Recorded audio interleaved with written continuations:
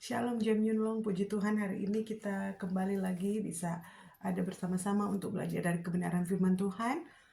Ini adalah minggu pertama di bulan Desember, bulan yang penuh makna, bulan yang bikin ingin pulang kampung ya.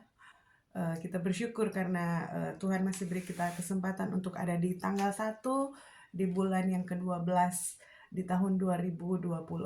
Mari kita akan belajar dari firman Tuhan. Sebelum kita lanjut lebih lagi untuk belajar dari apa kata Alkitab untuk kehidupan kita sehari-hari ke depannya, mari kita berdoa. Tuhan Yesus, terima kasih, kami bersyukur karena kami boleh ada di hari Minggu yang pertama di bulan Desember. Kami mengucap syukur buat kasih karunia Tuhan, kebaikan Tuhan, dan saat ini kami akan belajar dari kebenaran firman Tuhan. Biar Roh-Mu mengurapi kami semua, sehingga firman-Mu yang kami belajar hari ini boleh tertanam di hati kami, boleh bertumbuh dan berbuah, membuat kami akan hidup lebih lagi diberkati oleh Tuhan, membuat orang lain juga diberkati dengan hidup kami. Di dalam nama Tuhan Yesus kami berdoa, haleluya, amin. Puji Tuhan, kita akan belajar dari firman Tuhan, follow up dari home group kemarin yang disampaikan oleh Sis Feni dalam kitab Amsal pasal yang ke-19 ayat yang ke-20. Amsal pasal 19 ayat yang ke-20. Mari kita akan baca sama-sama. Sekali lagi kita buka dalam kitab Amsal pasal yang ke-19 ayat yang ke-20. Dengarkanlah nasihat dan terimalah didikan, supaya engkau menjadi bijak di masa depan. Dengarkanlah nasihat dan terimalah didikan, supaya engkau menjadi bijak di masa depan. Jadi dikatakan di sini untuk bisa menjadi bijak di hari-hari ke depan kita harus mendengarkan nasihat dan menerima didikan. Kalau ada yang perhatikan komen saya waktu itu, dengan adanya ayat itu saya diingatkan lagi bahwa betapa pentingnya nasihat atau didikan itu untuk datang dalam kehidupan saya. Dan saya juga mengingat kembali bahwa waktu saya merenungkan ayat itu ada nasihat-nasihat atau didikan-didikan dari baik itu dari orang yang lebih tua dari saya atau orang tua saya atau pemimpin saya yang saya abaikan. Sehingga saya menuainya di saat saya diperhadapkan dengan situasi atau kondisi tertentu yang berhubungan dengan nasihat itu. Saya abaikan waktu itu, akhirnya saya keingat, coba saya dengar nasihatnya, coba saya ikuti didikan tentang hal ini waktu itu. Begini saya tidak akan seperti ini, tidak akan gagal seperti ini atau seperti ada ada kekurangan yang sebenarnya sudah bisa saya antisipasi dari sebelumnya. Jadi ternyata penting sekali untuk kita membuka diri kita menerima nasihat atau didikan. Dan dari situ saya belajar ya untuk membuka diri, walaupun mungkin kadang aduh tidak mungkin saya mau mendengar ini karena kadang ini sok tahu orang-orang ini atau begini-begini. Tapi saya belajar membuka diri saya. Nah, hari ini kita belajar bersama-sama. Saya akan membawa pemikiran saya dan saudara tentang nasihat yang benar. Jadi topik kita hari ini nasihat yang benar. Nasihat yang benar itu seperti apa? Nah, kalau bicara nasihat tentunya banyak sekali ya kita akan mendapatkan nasihat-nasihat atau apa ya, eee, biasanya pendapat-pendapat dari orang lain, baik itu teman kita, siapapun itu. Mereka biasanya suka waktu kita misalnya curhat tentang sesuatu, kita punya keadaan atau masalah dan mereka mulai mengungkapkan atau menyampaikan pendapat mereka. Banyak sekali ya. Nah, kita mau belajar hari ini nasihat yang benar. Kita mau lihat. Yang pertama, nasihat yang benar itu harus selalu berdasarkan Alkitab atau firman Tuhan. Nasihat yang benar harus selalu berdasarkan Alkitab atau firman Tuhan. Nah, saudara, di luar sana akan ada banyak nasihat-nasihat atau opini-opini atau pendapat-pendapat yang akan masuk dalam kehidupan kita, yang akan masuk di pikiran kita, yang akan masuk dalam hidup kita. Dan kadang juga walaupun kita tidak mau, tapi kita tidak mungkin kan waktu ada orang-orang tertentu memberikan masukan atau nasihat mereka atau didikan mereka, apalagi kalau itu orang lebih tua ya, dan kita tidak mungkin langsung stop saya tidak mau ya. Mungkin ada ya, ada yang se ekstrim itu, tapi kadang kita ada di situasi yang kita sama sekali tidak bisa tidak bisa menolak untuk mendengarkan itu.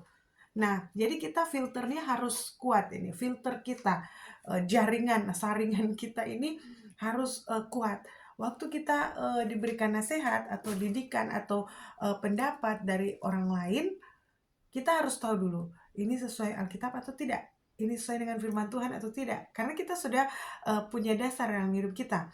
Kita sudah tahu bahwa hidup kita ini harus sesuai dengan firman Tuhan. Nah, kalau ada nasihat yang datang ke kehidupan kita, ada opini-opini, pendapat yang masuk ke kehidupan kita, entah itu dari keluarga atau dari pemimpin atau apapun itu, kalau itu tidak sesuai dengan Alkitab, itu tidak perlu kita dengarkan. Karena kita ingat firman Tuhan berkata dalam 2 Timotius 3 ayat 16, sekali lagi 2 Timotius 3 ayat 16, ayat 16 berkata begini, segala tulisan yang diilhamkan Allah memang bermanfaat untuk mengajar, untuk menyatakan kesalahan, untuk memperbaiki kelakuan, dan untuk mendidik orang dalam kebenaran. Tulisan yang diilhamkan Allah, artinya firman Tuhan yang kita pakai, Alkitab yang kita pakai, itu terdiri dari semua hal-hal yang kita butuhkan untuk kehidupan kita, untuk menjalani hidup kita. Firman Tuhan itulah adalah buku panduan, ya, buku panduan kita untuk menjalani kehidupan kita. Nah, kalau ada nasihat yang tidak sesuai kebenaran firman Tuhan masuk dalam hidup kita, berarti itu nasihat yang tidak perlu kita dengarkan, tidak perlu kita lakukan. Itu tidak akan membuat kita jadi bijak. Nah, masih banyak orang-orang saya melihat mereka terlalu toleransi dengan nasihat-nasihat yang bukan sesuai dengan kebenaran firman Tuhan. Terlalu toleransi dengan nasihat-nasihat yang terbuka saja, dengan apalagi sekarang media sangat terbuka, YouTube lah, di mana ini itu kita lihat orang sukses ya, kita semua pengen sukses ya, kita lihat mungkin orang yang bisnisnya sukses, keluarganya sukses, dan kita mulai lihat dia cek oh ya ini idola saya, wah lihat tuh sangat senang melihat pasangan ini ya, keluarga ini, atau wah sangat senang melihat ini orang ini, dia dulu cuma jualan segini, tiba-tiba sekarang dia bisnisnya udah besar. Tapi begitu kita lihat apa isinya, makin kita lebih dalam dan kita tahu bahwa itu ternyata dasar dari perjuangannya itu bukan sesuai dengan firman Tuhan. Kita tidak perlu ikut itu.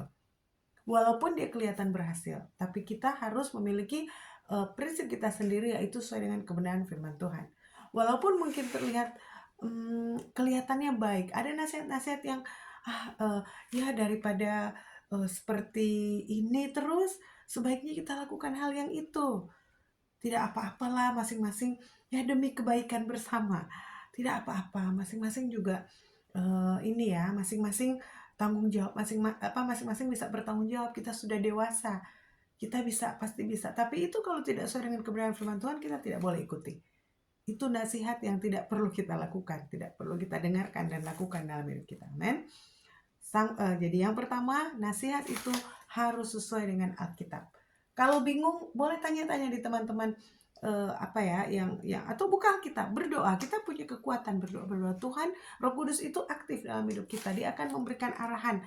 Tuhan, saya diberikan nasihat untuk lakukan ini. Apa ini sesuai dengan kebenaran firman Tuhan? Kita pasti akan tahu.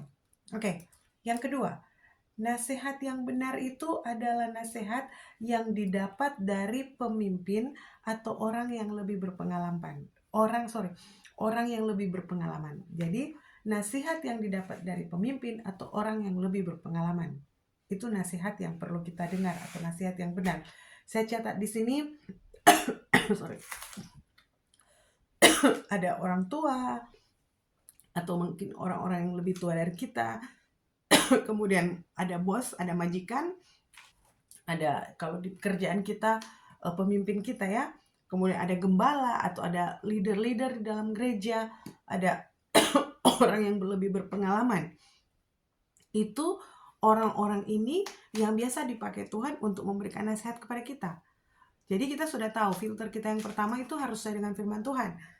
Dan kedua, orang-orang ini yang perlu kita dengarkan nasihat mereka. Karena mereka sudah lebih dulu melewati ya, kita beda 1 tahun aja ya, misalnya yang satu umur 40 tahun, teman yang satu 41 tahun. Walaupun bedanya cuma 1 tahun, tetap aja yang 41 tahun itu sudah 1 tahun lebih dulu melewati kehidupan. Jadi orang-orang ini yang perlu kita minta pendapat, kita minta masukan, baru kita ini sesuai firman Tuhan atau tidak gitu. Dalam kitab Mazmur dikatakan, Mazmur 1 kalau saudara baca di situ, dikatakan berbahagialah orang yang tidak duduk bersama-sama dengan orang yang pencemooh begini ya. Saudara bisa baca sendiri. Nah, ini adalah kumpulan orang-orang yang tidak akan memberikan nasihat yang baik untuk kita. Nah, kalau kita mau teliti, mulai seleksi orang-orang yang bisa kita dengarkan nasihatnya, kita bisa seleksi dengan cara orang ini harus lebih berpengalaman, orang ini dia harus orang tua kita sendiri mungkin, atau orang yang di keluarga kita, orang yang kita tuakan, sesepuh ya, atau mungkin kakak kita, atau gembala kita, atau pemimpin-pemimpin di gereja yang berhubungan dengan kerohanian kita. Tanyalah kepada orang-orang ini. Bertukar pikiranlah dengan orang-orang ini, karena Tuhan memakai orang-orang ini untuk memberikan nasihat kepada kita, untuk memberikan didikan kepada kita, yang dikatakan, kita balik ke ayat Amsal 19 ayat 20, dikatakan supaya kita menjadi bijak di masa depan. Supaya kita menjadi bijak di masa depan. Jangan takut untuk bertanya, jangan takut untuk sharing dengan orang-orang seperti ini. Karena mereka diberikan hikmat oleh Tuhan untuk bisa mengarahkan kita, menasihati kita. Selanjutnya kita lihat yang ketiga, nasihat yang benar adalah kita bisa dapatkan, nasihat yang benar itu kita bisa lihat adalah dari kata-kata. Kata-kata dari nasihat yang tidak selalu manis dan tidak memaksa. Oke, yang pertama tadi harus sesuai dengan Alkitab. Nasihat yang benar adalah harus sesuai dengan Alkitab. Yang kedua, nasihat yang benar adalah nasihat yang didapat dari pemimpin atau orang tua, orang yang kita tuakan, atau bos kita, atau gembala kita. Jadi orang yang lebih berpengalaman, orang yang lebih tahu tentang hal-hal yang kita jalani, orang yang lebih lewati duluan. Dan yang ketiga, nasihat yang benar itu adalah nasihat atau kata-kata yang tidak selalu bersifat manis dan tidak ada unsur memaksa. Dalam kitab Roma pasal 16 ayat 17 sampai 18, kitab Roma pasal 16 ayat 17 sampai 18, firman Tuhan berkata begini. Tetapi aku menasihatkan kamu, saudara-saudara, supaya kamu waspada terhadap mereka yang bertentangan dengan pengajaran yang telah kamu terima, menimbulkan perpecahan dan godaan. Sebab itu hindarilah mereka. Sebab orang-orang demikian tidak melayani Kristus Tuhan kita, tetapi melayani perut mereka sendiri. Dan dengan kata-kata mereka yang muluk-muluk dan bahasa mereka yang manis, mereka menipu orang-orang yang tulus hatinya. Ada berapa banyak saudara orang-orang Kristen, anak-anak Tuhan yang sudah awalnya setia dengan Tuhan, awalnya begitu berapi-api dengan Tuhan, tapi mereka mengizinkan telinga mereka ini masuk berbagai macam nasihat-nasihat, opini, terlalu banyak masukan yang tidak sesuai dengan apa yang Tuhan mau. Ada berapa banyak orang-orang Kristen seperti ini akhirnya harus balik lagi dari nol untuk mengiring Tuhan, dan bahkan ada yang udah hilang. Karena orang-orang seperti ini, kata-kata yang manis seperti ini dikatakan di sini, tujuannya adalah untuk memecah belah. Saudara, ini sangat simpel sekali, tapi banyak terjadi. Kadang juga dalam kehidupan berjemaat, ya iyalah, lebih baik tidak usah bersekutu daripada bersekutu, tetap pergi ke gereja, tetap beribadah, atau tetap berdoa, tapi lihat kelakuan mereka seperti itu. Itu kelihatannya seperti membela kita. Jadi kita seperti mendapat dukungan untuk, oh iya benar ya. Karena kita mungkin lagi masalah dengan salah satu teman kita kan di gereja misalnya, atau dengan keluarga kita lah. Biasa konflik-konflik keluarga mungkin. Iya, ya lebih baik tidak usah terlalu kumpul-kumpul begini begitu. Kayaknya kedengarannya manis dan kedengarannya sangat membuat kita nyaman. Atau ada juga saudara nasihat-nasihat terlebih dalam hal finansial ya. Ada banyak sekali kami mendapatkan informasi orang-orang yang suka bujuk-bujuk orang untuk bisa pinjam duit ke orang itu.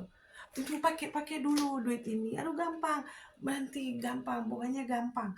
Begini, pinjam dulu di sini, ambil dulu di situ. Jadi bujuk orang supaya pinjam duit di dia. dengan dalih bahwa gampang, nanti gampang dibayar. Dan begitu begitu kita tidak mau seperti ada unsur iya, cobalah cobalah cobalah. Akhirnya kita terjebak di situ. Hati-hati. Karena kita pikir, aduh iya cari gampang, shortcut, jalan pendek ya, jalan pendek biar lebih gampang. Hati-hati, eh eh, lebih lebih baik kita ambil aja lah ini, ikut aja lah. Jadi kadang di gereja ya saudara, ya mungkin kalau di Gem Yunlong ya, karena kita semua saling tahu ya, ada di beberapa tempat lain, ada masalah-masalah seperti ini. Masalah uang pinjam sana pinjam sini, akhirnya berantem. Dikatakan dia pinjam sudah dari berapa waktu lalu tidak diganti-ganti. Kemudian kami tanya, kenapa? Oh iya, sebenarnya saya tidak mau pinjam, pastor, tapi orang ini bujuk-bujuk saya. Ya saya juga lagi butuh. Aduh, ya ini dua hal ya saudara. Dua hal, yang satu mau cari jalan pintas. Yang satunya punya sikap mau bujuk, mau dengan kata-kata manis. Saudara harus hati-hati dengan hal ini. Ini adalah nasihat yang tidak perlu kita dengar apalagi lakukan. Kita harus peka, kita harus sensitif untuk melihat kehidupan kita di masa depan menjadi lebih baik. Amin. Puji Tuhan ya saudara, kita belajar. Dengan kita terbuka kepada nasihat, hidup kita akan lebih baik. Kadang mungkin nasihat yang datang sangat tidak enak ya saudara. Tidak enak. Kita biasanya kita kalau ada masalah, kita ingin mendapat masukan yang sesuai. Kita ingin mendapat masukan yang sesuai yang kita mau biasanya ya. Dan itu enak sekali kalau dapat masukan yang sesuai dengan kita mau. Tapi kadang masukan yang datang ke kita itu tidak sesuai. Saya juga beberapa kali mengalaminya. Di saat saya sharing, entah itu dengan pastor, dengan ya suami, atau dengan orang-orang lain yang lebih berpengalaman, kadang saya mengharapkan jawaban yang bisa menyenangkan hati saya. Begitu ada jawaban masukan yang tidak enak, saya sepertinya mau marah atau kesal gitu. Bukan kamu yang mengalami sih, makanya ngomong begitu. Padahal kadang Tuhan pakai orang-orang ini. Kadang yang kita firman Tuhan bilang, yang pahit itu jangan langsung kita muntahkan. Kita belajar untuk mencerna dulu. Karena kadang ya, kecuali anak kecil ya, biasanya di dokter itu dapat, kalau anak kecil kayak Sergio dapatnya masih obat yang rasa apel lah, rasa banana lah, rasa ini, rasa itu, masih enak. Kalau udah dewasa kan jarang kita dapat obat rasa stroberi, rasa lemon. Biasanya sudah pahit. Tapi itu obat untuk menyembuhkan kita. Nah, kalau kita makin dewasa dalam Tuhan, kita tidak mungkin akan dapat yang manis-manis lagi. Kalau dapat yang manis-manis itu untuk anak-anak, berarti kita masih iman anak-anak kecil. Orang Kristen yang masih kerdil imannya, masih kerdil di dalam pengetahuan akan Tuhan. Kita belajar hari ini. Harus sesuai dengan Alkitab. Dan mintalah nasihat atau dengarkan nasihat dari orang-orang yang lebih berpengalaman, atau pemimpin kita, atau gembala kita, karena mereka akan membawa kita, memberikan nasihat kepada kita sesuai dengan apa yang Tuhan arahkan di hidup mereka. Dan yang ketiga, kita lihat bersama dan kita perlu teliti bersama bahwa yang manis itu atau sifat memaksa belum tentu itu adalah nasihat yang benar.